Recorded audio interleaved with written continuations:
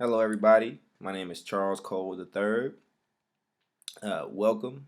Whether you got here from my Twitter or Facebook page, or you came in through Huffington Post, or somebody shared a link with you, just clicked it randomly. However you got here, you're here, and welcome. I just wanted to talk really briefly about everything that's going on with Trayvon Martin and George Zimmerman. I just got home. I just walked into the door. I live in Oakland, California, and I was away on business in Atlanta, Georgia. And what I do is I'm an educator, and my focus, my life's work, is on educating black men. I've been focused on this for the last 10 years of my life. First as a social worker, then in a nonprofit that work with these young people, and I just transitioned to a new place.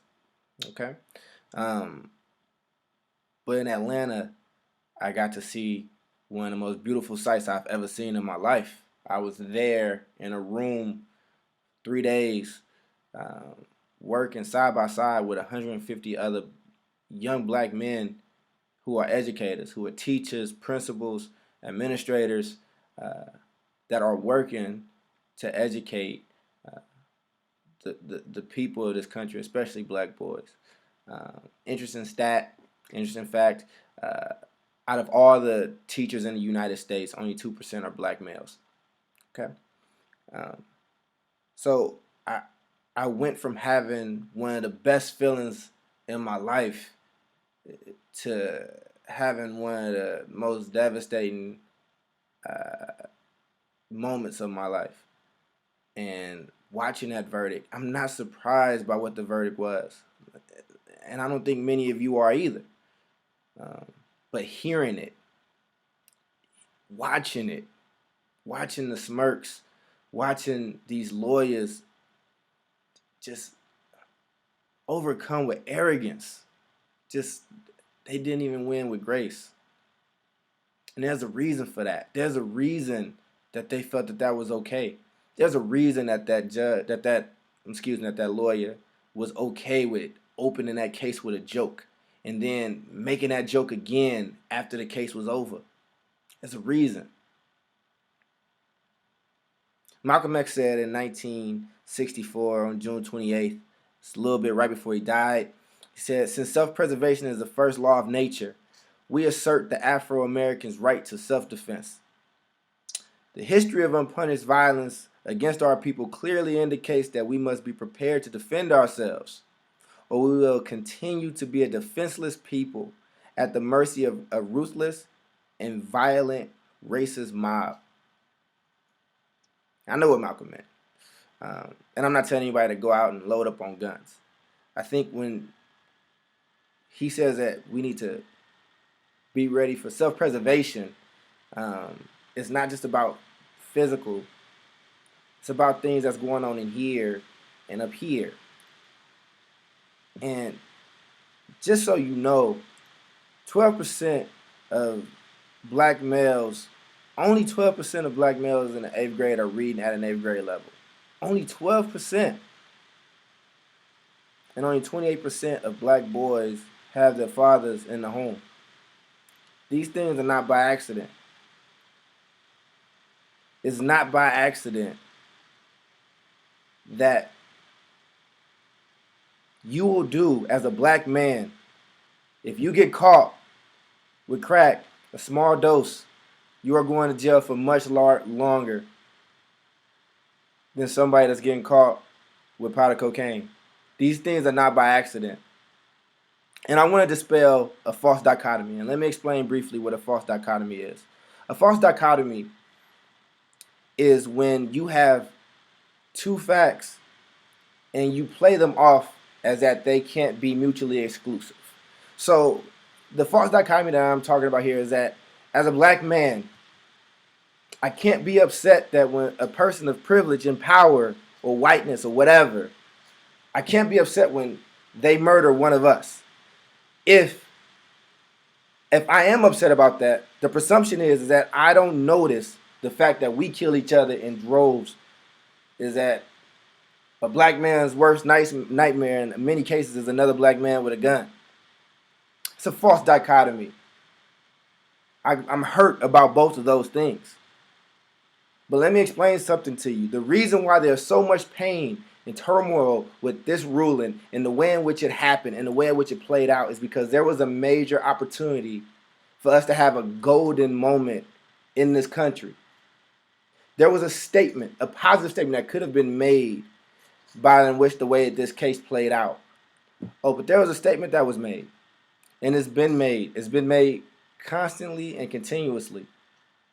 And it's that statement that black life is not valued at the rate of other lives, especially that of young black men. Let's think about this.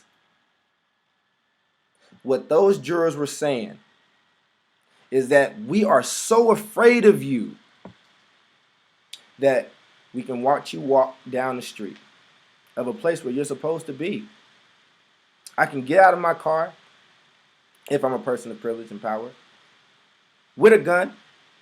I can pursue you. I can harass you. I can provoke you. And then when you retaliate, I can kill you. And I can say it was in self-defense.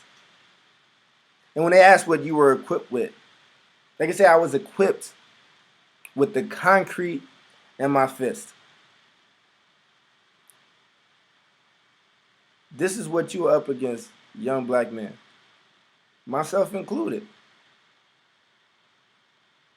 So what do you do?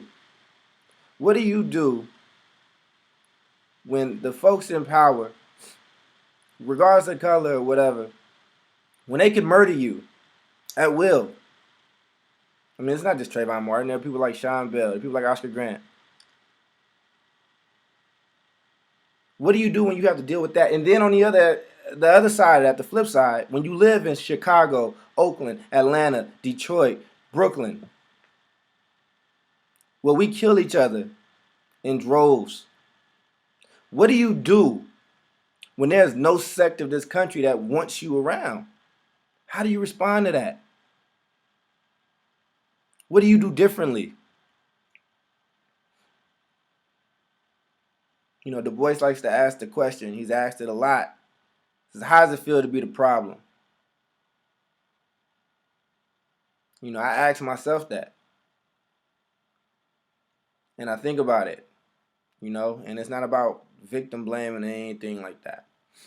But there's a process that we have to do. All right. What I was able to equip myself with was education. I feel like me getting an education saved my life. I truly do. And my job and what I work to do is to educate other people.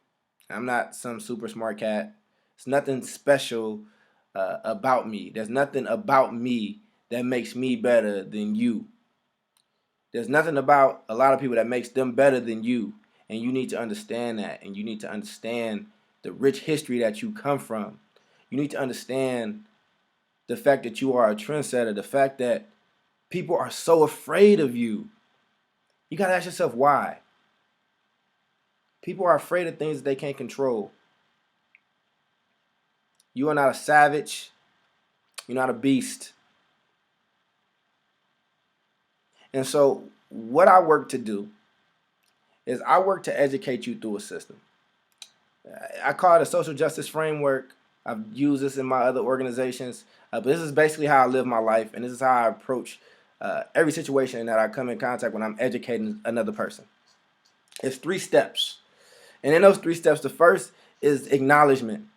You need to acknowledge, I need you to understand the ills of the systems that you are a part of, whether it's the education system, whether it's the justice system, healthcare, whatever.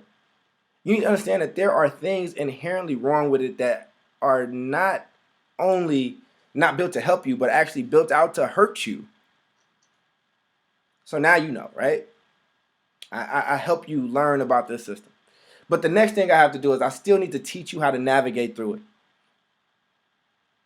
I still need to teach you how to understand how you need to get through this education system that's not built for you so we can get you to the institution that you need to be. Or if you're in a legal system, how to get a good lawyer, one that doesn't drop the ball in a case as significant as this one was. But we have to teach each other how to navigate these systems, and we have to be there to catch each other when we fall. All right? How do you navigate living in the hood? How do you navigate living in a middle class society if you are a black man? How do you navigate, even if you are high class? How do you navigate those systems in which you live to be successful within it? But that's not it. It doesn't stop there. You have to close that circle. We have to work to close it. And the way in which you do that is while doing all these things around acknowledgement and navigation, I have to instill in you, we have to instill in each other the duty to change these systems. And those changes happen on large scales and small scales. In this case, on a large scale, the way in which we change that system is you get into college or you take whatever path it is you're going to take, you get into a position of power and you come back and you alter that system to make it a more just system. That's how you do it, that's the bigger picture. That's how you do it in the long run. But on a smaller level, something that we all can do, regardless of what color you are, regardless of what sex you are, or where you live. On a small level, we can ensure that other people around us understand how this works. They understand that I need to make you aware of this system.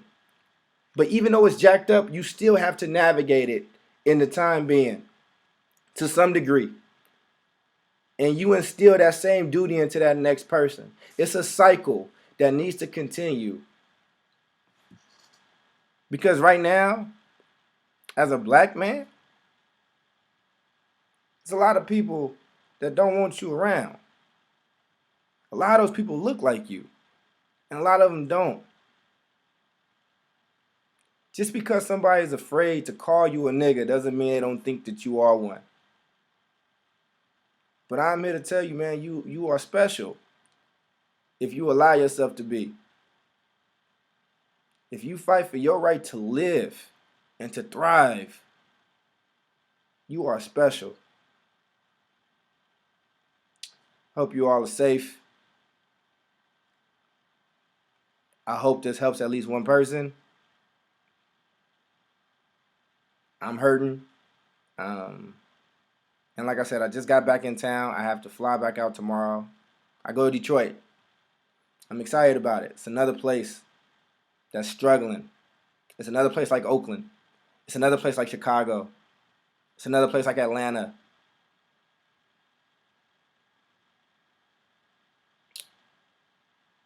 God bless you. Peace.